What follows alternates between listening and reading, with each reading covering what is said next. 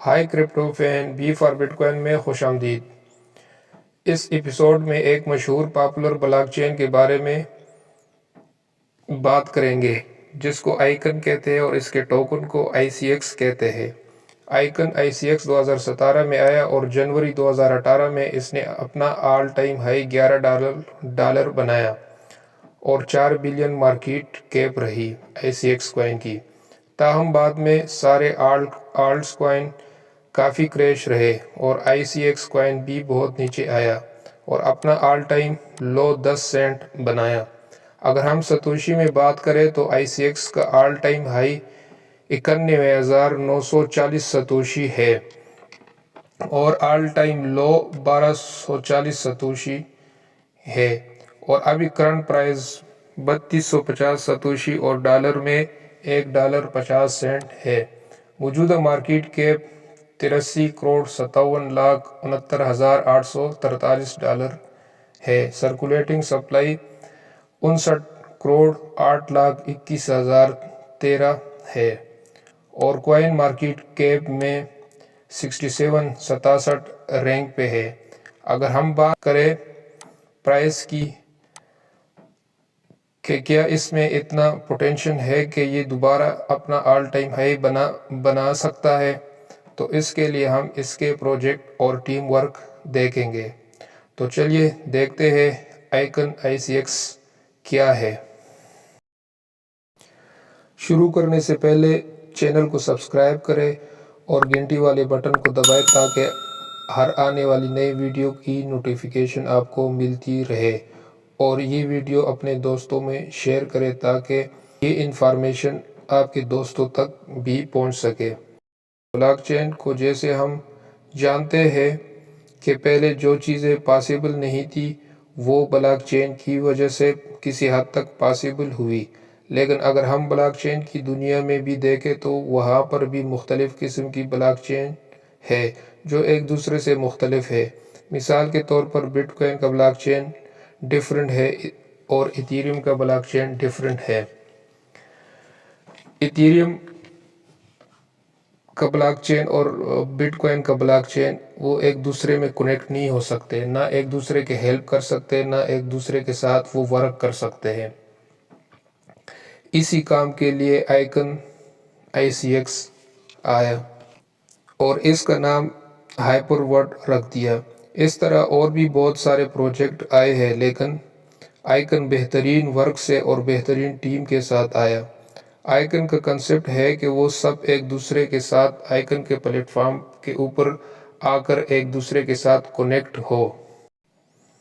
یعنی اگر آئیکن کے اوپر جو پروجیکٹ بنے ہیں وہ ایتھیریم، بٹ کوائن وغیرہ وغیرہ سب کے ساتھ کنیکٹ ہو سکتے ہیں۔ اسی کو کراس چین کہتے ہیں۔ آئیکن نے بہت اچھا ورک کیا، اس لیے اس کو بہت زیادہ پاپولیرٹی ملی۔ ان کا جو والیٹ ہے اس میں آپ ICX ٹوکن تو رکھ سکتے ہیں، ساتھ دوسرے ٹوکن بھی سٹور کر سکتے ہیں، یہ بھی ایک بہت بڑی بات ہے۔